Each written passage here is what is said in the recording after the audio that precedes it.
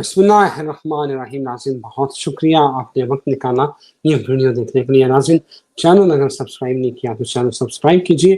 ناظرین کل رات بھارت نے جوہری صلاحیت رکھنے والے پرتھوی 2 اور اگنی 1 کا تجربہ کر لیا ہے. یہ جوہری میزائل ہیں جن کا انڈیا نے تجربہ کیا ہے. رپورٹڈلی خبریں آ رہی ہیں، ٹویٹر بھرا پڑا ہے کہ جو شام کے عبوری صدر ہیں الجولانی وہ بھاگ گئے ہیں.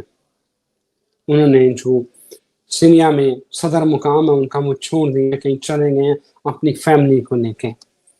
اسرائیل وہاں آ گیا ہے.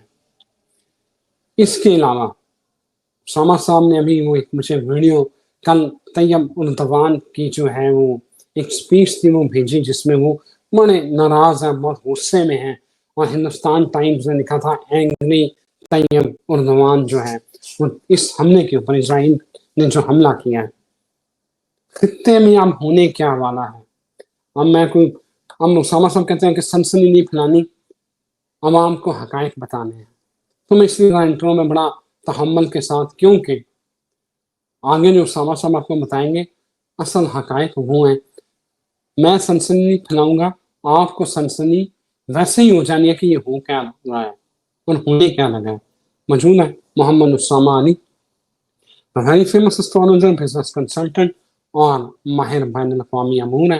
اور میں اتنی چیزیں میرے پاس نہیں ہوتی جو اسامہ صاحب مجھے بھیج رہے ہوتے ہیں. اسامہ صاحب اگنی 1 پرتھوی 2 الجولانی شام پہ حملہ، اور پھر یہ طیب اردوان. ہم جو کہہ رہے تھے کہ ترکی نشانے پر یہ غزہ بہانہ ہے، ایران ترکی نشانہ ہے، وہ معاملہ تو ہو گیا. تو خطے کا کیا بنے گا، اب آگے کیا ہونا ہے؟ جی بہت شکریہ. بسم اللہ الرحمن الرحیم، الحمدللہ رب العالمین، اللہم صلی علی محمد و آل محمد. دیکھیں یہ جو ترکی کا اس سال ایکسپیکٹڈ تھا، آپ کو یاد ہوگا میں نے کہا یہ سال دیکھیں جاتے جاتے کتنے ممالک کو جنگ کی لپیٹ میں لے گا، اور ترکی پرائم ٹارگٹ ہے. ایران کی رجیم چینج پرائم ٹارگٹ ہے. اسی طریقے سے سیریا کا آپ کو میں نے کہا تھا کہ ترکی کا ہاتھ اس پہ رکھوا کے، اس کا ہاتھ پھنسوا کے بعد میں یہ ذریعہ بنے گا شام ترکی کی انوالومنٹ کا. اور اب آپ دیکھ لیں طیب جیسے تپا ہوا ہے اس اٹیک پہ، اس کو سمجھ آ چکی ہے کہ یہ اس کے بارڈر تک گیم آ رہی ہے. مطلب اسرائیل اگر شام پہ اٹیک کرتا ہے، ترکی نہیں ڈیفینڈ کرتا، تو پھر بھی ترکی کے بارڈر شام جو ہے اسرائیل ہو گیا، قبضے میں آ گیا، پارٹ بن گیا، واٹ ایور جو بھی کہانی ہوگی. تو ترکی کو پھر بھی بارڈر پہ پہنچ جائے گا اسرائیل اس کے. نمبر 1. نمبر 2 ہے کہ اگر وہ بیٹر ہوتا ہے کہ ملک اس ملک کے کسی دوسرے ملک کے بیٹل فیلڈ میں جا کے پراکسی یا اس کو سپورٹ کے ذریعے فائٹ کرے. جیسے میں نے کہا تھا کہ ایران پہ ہو رہا ہے تو پاکستان کو چاہیے کہ ایران کی فل مدد کر دے. کل کو جو لڑنا ہے اکیلے بھارت اور اسرائیل سے تو پہلے ادھر ہی میدان سجوا دے. تو یہ اسٹریٹجی اصل میں انہوں نے لیٹ کر دی. اب جولانی اگر بھاگتا ہے تو یس اس کو ہو سکتا ہے سمجھ آ گئی ہو کہ بھائی صاحب مجھے تو بلی کا بکرا بنانے لگے ہیں یہ اتنی جلدی کوٹ پینٹ پہنا کے، اور میں تو اصل میں قربانی کا بکرا تھا. اور چاہتے یہ تھے کہ اپنا پپٹ لایا جائے سیریا پہ، تاکہ بجائے اس کے کہ اسرائیل اپنی فوجیں اتار کے ادھر جھنڈے گاڑے، اس سے کہیں بہتر ہے کہ اپنا بندہ ہو ابھی فی الحال، جب تک ہم باقی شکار ادموئے کر لیں. تو پھر گریٹر اسرائیل کی جو وہ ایک ہے نا معاملہ، اس کو پراپرلی ایگزیکیوٹ کیا جائے. اور اس کے راہ میں رکاوٹ ڈیفینیٹلی 1924 میں خلافت ترکی کے پاس تھی. یہ ساری اس کی ٹیریٹری ہے، اسرائیل، سعودیہ، یہ قطر، یہ جتنے بھی علاقے ہیں. تو ترکی اس کا کلیمنٹ ہو سکتا ہے ان فیوچر. تو اب انہوں نے یہ سوچا کہ ہم نے تو بڑا عرصہ محنت کی ہے اور ساری معاملات ہیں. تو ترکی میں بھی آپ دیکھیں کہ ادھر بھی فسادات، اس کے لیے انریسٹ، اس کی اپوزیشن کی جو موومنٹس، اور اس کا بھی زین آپ کو یاد ہوگا ڈالر جلائے تھے ترکوں نے. اب وہ جس دن کے ڈالر جلائے تھے ترکی ریڈار پہ تو اس دن سے ہی آ گیا تھا. اور دوسرا ایک بڑا سیدھا وہ جیسے کہتے ہیں نا دیسی ٹوٹکا اپنا لیں، سارے بزرگ سن رہے ہوتے ہیں، ہمارے اتنے سینئر لوگ سن رہے ہوتے ہیں، ان کو تو ان کو ان کی زبان میں سمجھانے کی کوشش کرتا ہوں کہ جو بھی رشیا کا تیل لے رہا ہے، جو بھی رشیا کا گاہک ہے، جو بھی رشیا کا گاہک ہے، وہ اسلحے کا ہو، وہ تیل کا ہو، وہ جنگ میں جائے گا. آپ لوگ لسٹ نکال لیں اس کے بائنگ کسٹمرز کی، وہ سب جنگ میں. مثال کے طور پہ آپ کہیں گے کہ جی EU، تو EU پہ بھی جنگ آ گئی، اس کے باہر تھے. گیس ابھی بھی جرمنی لے رہے. مسئلہ جنگ ہے، یہ نہیں ہے کہ میں ماروں یا وہ مارے کہیں سے بھی. جنگ از اے بزنس. اور جب امریکہ کی اس میں کھلی اسٹریٹجی ہے، نہ کھیلیں گے نہ کھیلنے دیں گے. اگر ڈالر میں نہیں کھیلنا تو جنگ میں کھیلو، بس سمپل. تو ٹوک. اب اس کی تیاری کے لیے یہ سب ہو رہا ہے کہ شام ترکی کو لپیٹنے کے لیے، شام کا انریسٹ اب، اور ایران کو حماس اور حزب اللہ اور یمن اور ان سارے چکروں میں بنانے کی کوشش کی، اور ایٹ دی اینڈ ایٹمی وہ بہانہ بنا لیا جس کا وجود ہی نہیں ہے. اور اب آپ سمجھیں کہ ترکی اردوغان جو تپ رہا ہے، اس کو بھی رپورٹیں آ رہی ہوں گی کہ گیم تو تیری طرف آ رہی ہے، اس لیے اس کی کرسی میں وہ ہے. اور ہم نے کب بتا دیا تھا اس سال کے شروع اور پچھلے سال سے کہ بھائی صاحب عالمی جنگ ہے، عربوں کے پورے کا پورا خطہ ہلنا ہے. اب کون سا ہلنا ہے؟ سب پوچھتے ہیں جی کویت کا بتائیں. جدھر جدھر امریکی اڈا ہے، جس ملک میں امریکی اڈا ہے، وہ جو بھی ہے، بس اب نام نہیں لیتے، بس آپ کو اگر پتا ہے کہ یہاں امریکی اڈا ہے، وہ ملک جنگ میں آئے گا.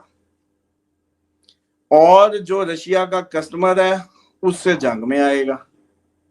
چائنا کا رشیا کا جو بڑا کسٹمر ہوگا وہ فیس کرے گا. کیوں؟ برکس کے خلاف کتنی اس کی لینگویج چیک کریں. یہ سارا معاملہ گھوم پھر کے وہ جو خنس ہے وہ نکل رہی ہے. اور اس میں اب آ جائیں پرتھوی، کیا اگنی 2 اور پرتھوی کیا ہے؟ اگنی 1 اور پرتھوی 2.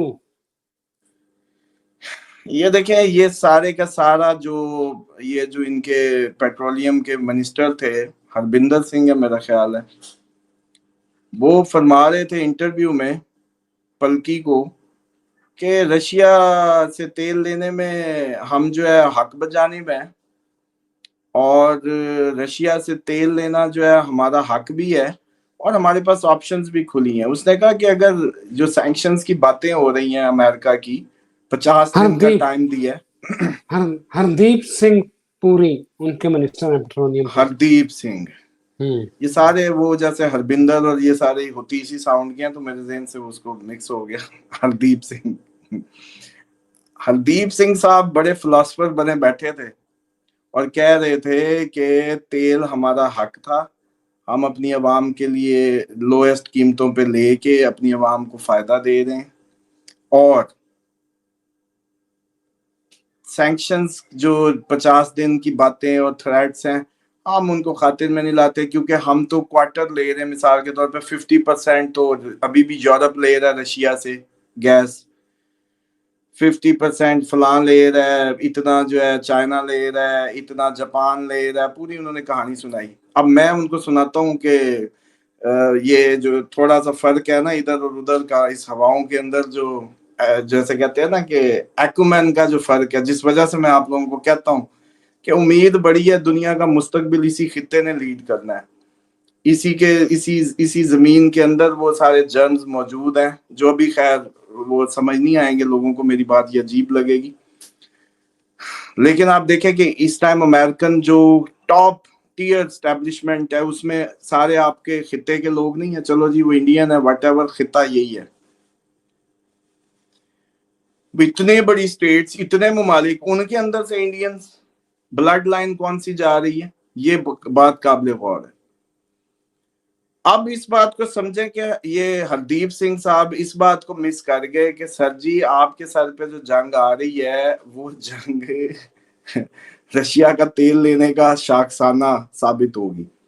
دوسری بات، آپ نے جتنا بڑا آرڈر لکھوایا ہے اس وقت اسلحے کی مد میں، ایور ہائیسٹ بجٹ، تو جتنے آپ نے پیسے تیل بچا کے یا اس کے ریٹ کم کر کے عوام کو جو فیسلیٹیٹ کرنا تھا، جو آپ نے بچت کی، وہ ساری بچت اٹھا کے لگنی تو عوام پہ چاہیے تھی، لگ اسلحے پہ گئی.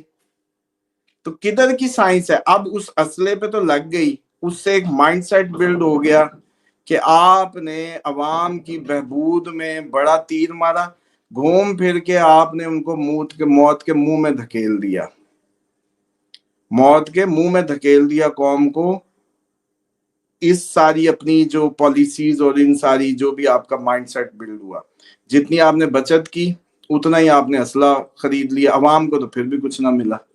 ٹھیک، تو یہ جو کانفیڈنس تھا، میں اس کے سامنے ہوتا تو میں اس کو بتاتا کہ سر جی یہ جو آپ اتنے ہیں کہ کوئی فرق نہیں پڑتا سینکشنز اور ان کا، وہ پڑے نہ پڑے ہیں، آپ جناب وہ جو ہے نا جنگ لے آئے اپنے سر پہ. اب بات یہ ہے کہ اس کی سب سے بڑی دلیل ہے کہ امریکہ پراپرلی پاکستان کو بیک کرے گا انڈیا جنگ میں. اب کیسا پاکستان کا بھی نصیب، ادھر سے چائنا بیک کرے گا اپنی جنگ سمجھ کے، ادھر سے امریکہ اپنی خنس نکالے گا رشیا والی، اور گھوم پھر کے رافیل بھی گریں گے، یہ پرتھوی بھی گریں گے سارا، اور یہ سارا موت کا کھیل جو ہے کھیلا جائے گا اس خطے میں. اور کہنے کو جی ہم بڑے سائنسدان ہیں اور ہم بڑے سیانے اور ہم تو بڑی کوئی دنیا کی بہت بڑی ڈیموکریسی بن گئے ہیں اور وہ ساری. تو گھوم پھر کے سر جی جنگ آپ کو پتا ہے کہ ہم نے اس کو پہلی مارک کر کے بتایا تھا، وہ مکمل ڈیٹیل کے ساتھ پروگرام اینڈ سکرین پہ اگر ہو تو لگا دیں، جس میں ہم نے بتائی تھی وہ ڈیٹس 71 کی، 65 کی، 99 کی، وہی بنی ہوئی ہیں. یہ جولائی کی 26 تک وہ دن ہے، 26 گزر جاتی ہے، پھر سیف، پھر اگست، پھر سپتمبر، وہ ساری وہ پروگرام میں ڈیٹیلز ہیں، اب کیا بار بار ان کو کہیں. تو جنگ تو آئی پڑی ہے. اب پہلی دفعہ این ڈی ایم اے نے چلو آپ کو خوراک کٹھی کرنے کا کہا ہے، ہم تو پچھلے سال سے تیاریاں کرا رہے تھے، لائف سٹائل چینج کر رہے تھے، آپ کو مدد کر رہے تھے بتانے میں، سمجھانے میں. دوسری مدد یہ ہے کہ خدا را اپنی مسجد کو مضبوط کر لیں، مستقبل میں آپ کو یہ آپ کی ضرورت ہے مینجمنٹ کی.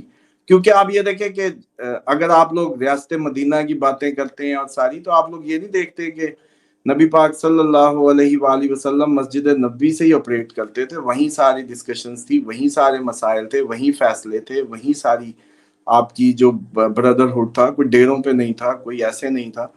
تو آپ کو تو ایک اچھا ماڈل ملا ہوا ہے، آپ اس کو جب تک اپنی اصل کو اڈاپٹ نہیں کریں گے آپ فائٹ نہیں کر سکیں گے اگلے آنے والے وقت کی. بالکل صحیح، thank you very much Usama صاحب، بہت شکریہ آپ کے وقت کا. ناظرین یہاں اجازت ہے، ایک بڑی امپورٹنٹ ویڈیو اسامہ صاحب کے ساتھ ہم کرنے جا رہے ہیں، اور وہ یہ ہے کہ امریکہ تیسری جنگ کی، عالمی جنگ کی تیاری کر کے بیٹھا ہوا ہے. وہ کیسے جنگ ہوگی، کیا اس کے اسباب بن رہے ہیں، اگلی ویڈیو میں دیکھیے گا. Thank you.